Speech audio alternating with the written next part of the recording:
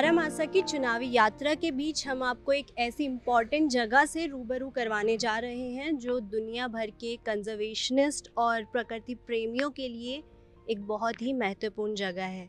ये जगह है जिम कॉर्बेट का अपना खुद का घर, जो आज एक संग्रहालय के रूप में देखा जाता है, जहां जिम कॉर्बेट की यादों को संजो के रखा गया है। ये एक शताब्दी पुराना घर है जिसको 1922 में जिम कॉर्बेट ने बनाया था। आइए चलते हैं।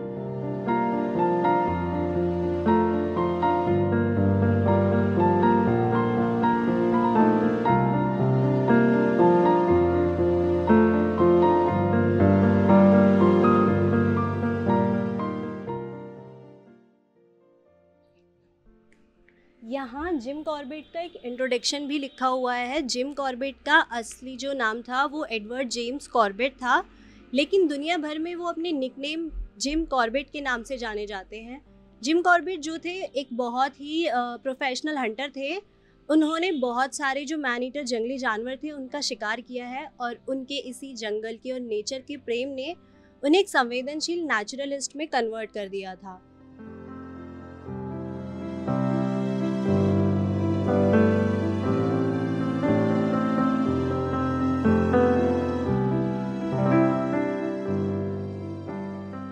यहाँ जिम्स के जीवन से जुड़ी बहुत सारी तस्वीरें लगी हुई है।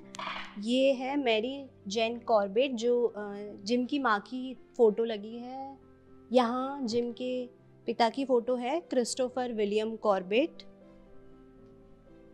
ये जिम की बहन मैगी का पोर्ट्रेट है। जिम इस घर में अपनी बहन मैगी के साथ सर्दियों में रहा करते थे।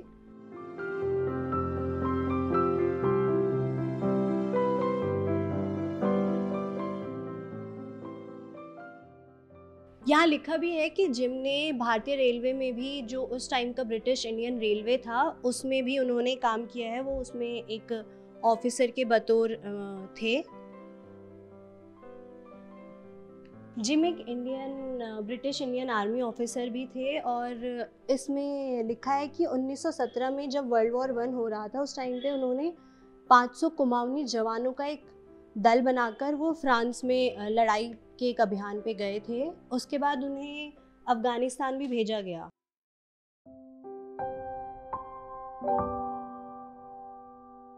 जिस जगह पे अभी हम हैं, ये जिम कॉर्बेट नेशनल पार्क और हल्द्वानी के बीच में एक छोटी हल्द्वानी कही जाने वाली जगह है। यहाँ पर जिम ने बहुत सारी ज़मीन खरीदी थी जो वो कृषि करने के लिए इस्तेमाल करते थे।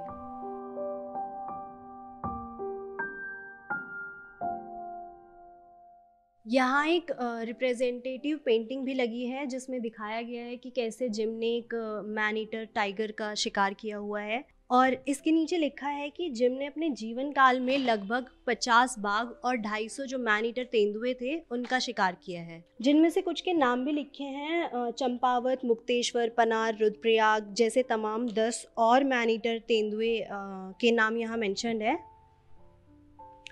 जो इस तरह के म्यूज़ियम होते हैं वो हमें हमारी इतिहास से रूबरू करवाने में बहुत काम आते हैं। जैसे हम देख सकते हैं यहाँ जिम द्वारा कुछ जो लेटर लिखे गए थे उनकी भी तस्वीरें लगी हैं। जिम एक बहुत अच्छे राइटर भी हुआ करते थे। उनके द्वारा लिखी हुई कुछ किताबें यहाँ मेंशन हैं, जिनमें से man eater of Kumaon, man eating leopard of Rudraprayag और माई इंडिया जैसी तमाम किताबें हैं।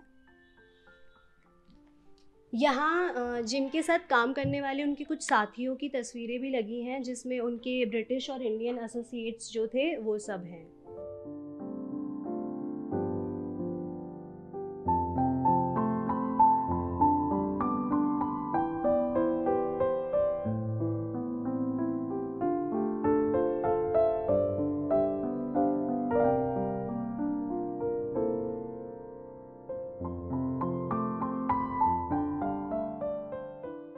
जिम को ले जाने के लिए जिस डोली का इस्तेमाल किया जाता था, ये वो डोली है।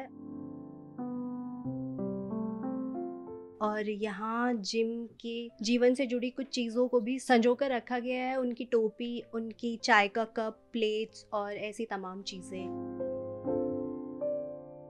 ये Jim as a young man.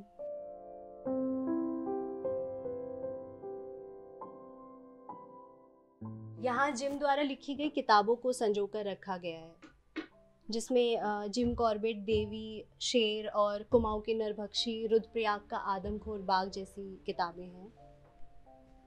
ये जिम के जो पर्सनल यूज़ वाली चीज़ें थी, बेड, चेयर, टेबल, अलमीरा और बाकी चीज़ें।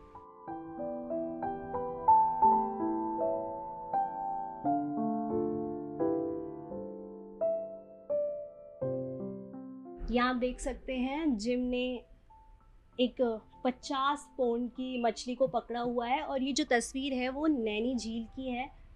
आप देख सकते हैं पीछे वाले पहाड़ में हम मुश्किल से इसमें 1-2 घर देख पा रहे हैं, लेकिन आज के नैनीताल में ये पूरा पहाड़ घरों से भर चुका है।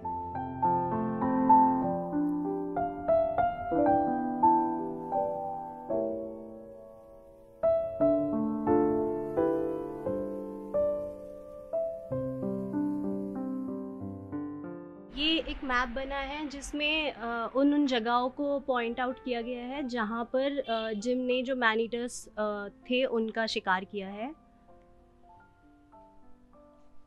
और यहाँ भी जिम के जीवन से जुड़ी बहुत सारी चीज़ों को, तस्वीरों को संजो कर रखा गया है। ये बैचलर ऑफ पवलगढ़ के साथ Jim Corbett, bachelor of Pawalgarh का शिकार भी जिम कॉर्बेट ने किया था। और ये जब बैचलर ऑफ पवलगढ़ को घर ला रहे थे शिकार के बाद, ये उसकी तस्वीर है। ये तस्वीर विजिबल नहीं है, पर इसमें भी जिम ने एक टाइगर को शिकार के बाद हाथ में पकड़ा हुआ है। यहाँ भी वो किसी टाइगर का वेट ही कर रहे हैं शिकार करने के बाद।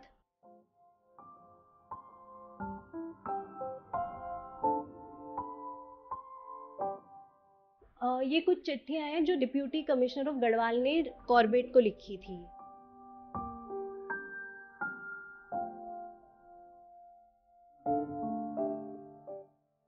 ये Jim Corbett man eating leopard of Rudraprayag के साथ उनकी एक तस्वीर।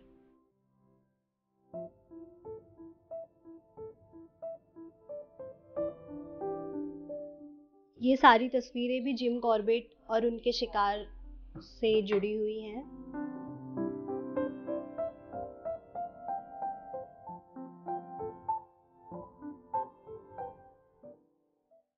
और यहाँ भी जिम कॉर्बेट की कुछ चिट्ठियाँ और उनकी खुद की कुछ तस्वीरें मौजूद हैं।